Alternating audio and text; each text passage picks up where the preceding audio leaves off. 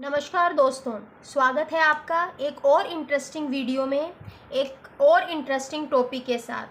आज का हमारा जो टॉपिक है वो है रेशियो एंड प्रपोर्शन।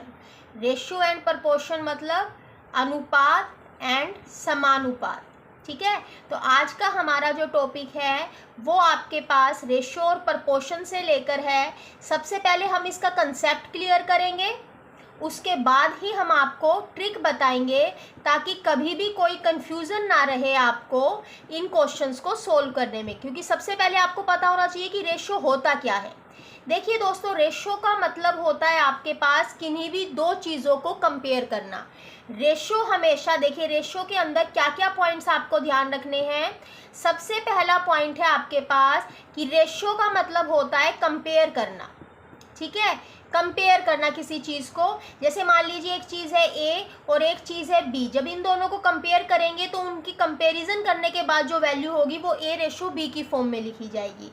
दूसरी बात क्या होनी चाहिए कि कम से कम कितनी आपके पास होनी चाहिए, दो क्वांटिटी तो ज़रूर होनी चाहिए। कम से कम क्या होनी चाहिए, दो वैल्यूज़ होनी चाहिए आपके पास किन्हीं भी दो की रेशियो का फाइंड आउट करने के लिए। रेशियो एक की फाइंड आउट नहीं की जा सकती, कम से कम दो चाहिए हमें रेशियो को फाइंड आउट करने के लिए। तीसरा क्या होता है कि रेशियो कभी भी क्या नहीं होती है दोस्तों, नेगेटिव नहीं होती है। यानी आपके पास रेशियो की वैल्यू कभी भी माइनस के साइन के साथ नहीं आएगी, नेगेटिव नहीं आएगी। चौथी चीज क्या है कि जो रेशियो है वो नॉट इक्वल टू जीरो। किन्हीं भी दो नंबर की जो रेशियो है वो जीरो के बराबर नहीं आएगी, कुछ ना कुछ आपके पास जरूर उस रेशियो के अंदर आएगा कि आपके पास क्या वैल्यू है। और नेक्स्ट है आपके पास डेसिमल के अंदर भी नहीं होनी चाहिए। रेशियो कभी भी पॉइंट्स में नहीं लिखी जाएगी, अगर डेसिमल में है तो उसको हम सिंपल में कन्वर्ट करेंगे। इसी तरह से जो रेशियो होती है वो कभी भी फ्रैक्शन में भी नहीं लिखी जाती है। रेशियो जो है अगर फ्रैक्शन की फॉर्म में है तो उसको हमें सिंपल फॉर्म में क्या करना पड़ेगा, कन्वर्ट। तो ये कुछ बेसिक बातें हैं आपको रेशियो के बारे में पता होनी चाहिए, जो कि मैंने आपको इस चार्ट के माध्यम से समझा दिए। सबसे पहले रेशियो का मतलब किन्हीं भी दो चीज़ों का कंपेयर करना। हाँ, एक और इम्पोर्टेंट चीज़ है कि आपके पास जब भी किसी दो वस्तुओं का, किन्हीं दो ऑब्जेक्ट्स का कंपेयर करोगे तो उनकी यूनिट हमेशा सेम होनी चाहिए। यानी अगर आपको डिस्टेंस मेजर करना है तो मीटर या किलोमीटर में होने चाहिए दोनों। अगर आप इनकी हाइट मेजर करना चाहते हैं तो मीटर और सेंटीमीटर में होनी चाहिए। अगर आप इनके अंदर इनका वेट मेजर करना चाहते हैं तो लीटर और मिलीलीटर में, यानी सेम होनी चाहिए। लीटर है एक साइड तो दूसरी साइड भी लीटर होगा। क्लियर सबको? तो ये बहुत इंपॉर्टेंट चीज है आपको रेशियो के बारे में पता होने के लिए। तो आज हम रेशियो से रिलेटेड ही कुछ क्वेश्चन करेंगे, उसके बाद आपको मैं प्रपोर्शन का पूरा कंसेप्ट क्लियर कराऊंगी। ठीक है, तो चलिए अब देखिए आपके पास कि किस टाइप के क्वेश्चन एग्जाम में आते हैं। सिंपल लेवल से हाई लेवल की तरफ बढ़ेंगे। देखिए दोस्तों, स्क्रीन के ऊपर मैंने ये कुछ टर्म्स लिखी हुई हैं, इन टर्म्स से रिलेटेड सीधा क्वेश्चन पूछा जाता है। अब देखिए, डुप्लीकेट रेशियो, डुप्लीकेट का मतलब होता है टू।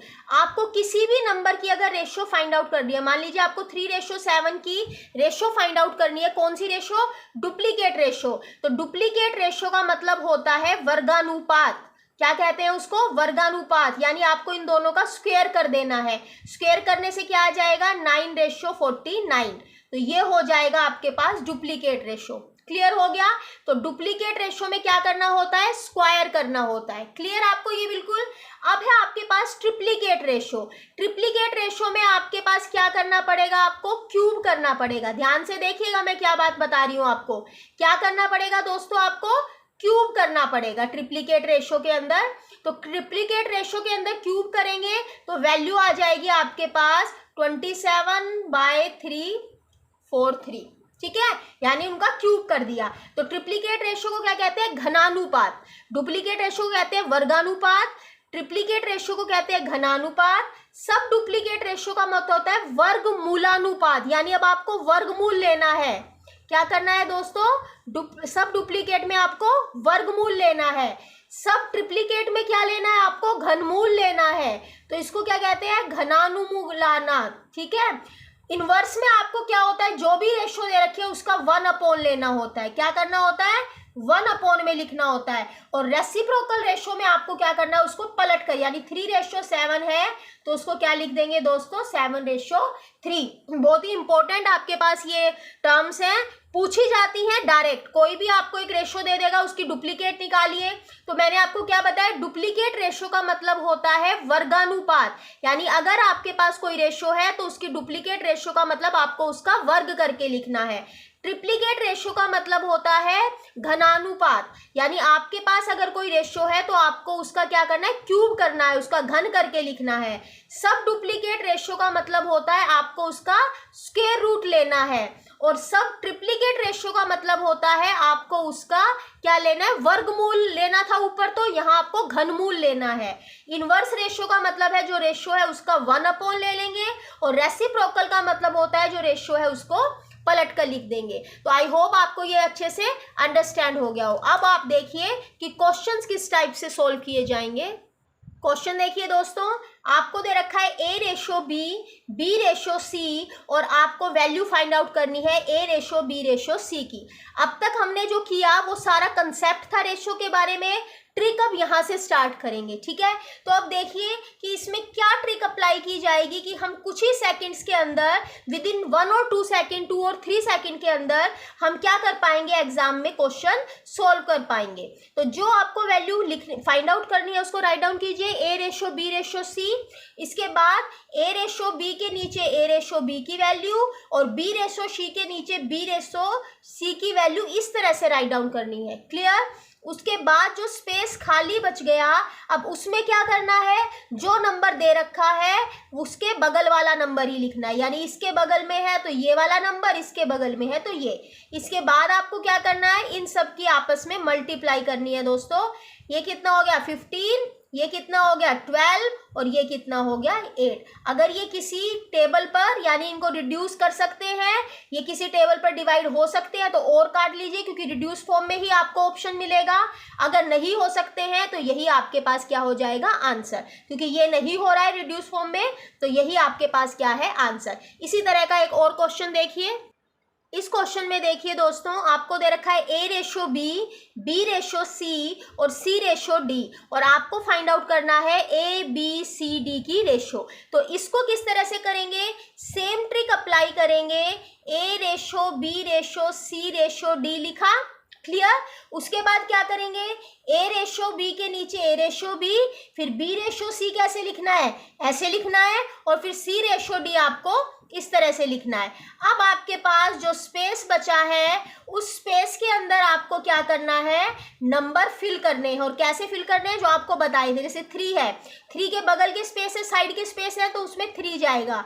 4 के साथ वाला है तो 4, 3 के साथ वाला है तो 3। अब यहाँ पर 4 के साथ में है 2 स्पेस तो 4 जाएगा। बस लास्ट में क्या करना है, मल्टीप्लाई करना है। 4 3 = 12, 12 5 = 16। आपके पास 4 4 = 16, 16 3 = 48, 4 3 = 12, 12 3 = 36 और ये हो गया आपके पास 12 2 = 24। अब ये सब 12 पर आपके पास क्या हो रहे हैं, कट हो रहे हैं, तो ये आ जाएगा आपके पास 2:3:4:5, यानी इसकी वैल्यू आपके पास क्या आ गई है दोस्तों, 2:3:4:5। दिस इज द आंसर, है ना। सिर्फ 2 सेकंड का क्वेश्चन है और ये क्वेश्चन एग्जाम में पूछे जाते हैं। अब नेक्स्ट क्वेश्चन देखिए। इस क्वेश्चन में देखिए दोस्तों, आपके पास A दे रखा है 2/3B और B दे रखा है 4/5C, यानी आपको A:B और B:C डायरेक्ट फॉर्म में नहीं दे रखे हैं और आपको ये बनाना है। तो सबसे पहले इसको कन्वर्ट करेंगे A:B में और इसको कन्वर्ट करेंगे B:C में। कैसे कन्वर्ट करेंगे, वेरी इजी। ये जो B है उसको A के नीचे ले आइए, तो ये हो जाएगा A/B = 2/3। तो ये हो गई A की वैल्यू, ये हो गई B की वैल्यू। इसी तरह से C को B के नीचे ले आइए, तो ये हो गया B/C, तो ये इसकी वैल्यू और ये इसकी वैल्यू। तो बस आ गया हमारे पास, यानी आपके पास A:B आ गया है 2:3, यानी आपने कन्वर्ट कर लिया, और B:C आपके पास आ गया है 4:5। क्लियर। बस अब क्या निकालना है, अब तो हमारी ट्रिक अप्लाई करनी है। आपको निकालना है A:B:C। तो A और B की वैल्यू लिख दी हमने यहाँ पर, सॉरी 3 और बी और सी की वैल्यू लिख दी हमने यहाँ पर, और जो आपके पास स्पेस बच गए खाली उनमें वैल्यू लिख दीजिए। ये यहाँ पर 3 हो गया, यहाँ पर 4, क्योंकि 4 के साथ में स्पेस बचा है तो यहाँ 4, 3 के साथ में है तो 3 लिख देंगे। अब इनकी क्या कर देंगे मल्टीप्लाई, 3 5 ज़ा 15, 4 3 ज़ा 12 एंड 4 2 ज़ा 8। तो this is your answer. Clear हो गया सबको? तो इस टाइप के क्वेश्चन अगर आ जाएं तो घबराने की जरूरत नहीं है। उसने क्वेश्चन को हल्का सा आपको सिर्फ ट्विस्ट कर दिया है, वैल्यू उसने आपको दे रखी है A/B और B/C की, लेकिन लिखने का तरीका अलग हो गया है। क्लियर? तो ये तरीका आप यूज करेंगे इन क्वेश्चंस को सोल्व करने में। चलिए अब एक नेक्स्ट क्वेश्चन लेते हैं। देखिए दोस्तों, अब हमने क्वेश्चन का लेवल हल्का सा ऊपर कर दिया है, हल्का सा ही बड़ा है। अभी तो बहुत सारे क्वेश्चन ऐसे हैं जो आपके पास एग्जाम में आते हैं और थोड़े हाई लेवल के हैं, वो भी सभी कराएंगे, लेकिन आज हमारा पूरा बेस और सिंपल क्वेश्चन कवर करने हैं। देखिए A/B, C/D और E/F तीनों की वैल्यू आपको दे दी है 2/3। आपको फाइंड आउट करनी है इनकी वैल्यू। तो डरिए मत, इस क्वेश्चन को भी उतनी ही इजी तरीके से सेकंड्स के अंदर कराऊंगी। देखिए आपको करना कैसे है दोस्तों। A/B की वैल्यू क्या दे रखी है 2/3, यानी आपके पास यहाँ पर A की वैल्यू देखिए इसको अलग अलग करके लिखेंगे तो A/B कितना है 2/3, यानी A की वैल्यू 2 और B की वैल्यू क्या हो गई 3 हो गई। इसी तरह से C/D भी 2/3 है, यानी आपके पास C की वैल्यू 2 और D की वैल्यू 3 हो गई। इसी तरह से आपके पास E/F भी 2/3 है, तो E की वैल्यू 2 हो गई और F की वैल्यू क्या हो गई 3। इतना क्लियर हो गया? बस अब क्या करना है, वैल्यूज इसमें रख दीजिए।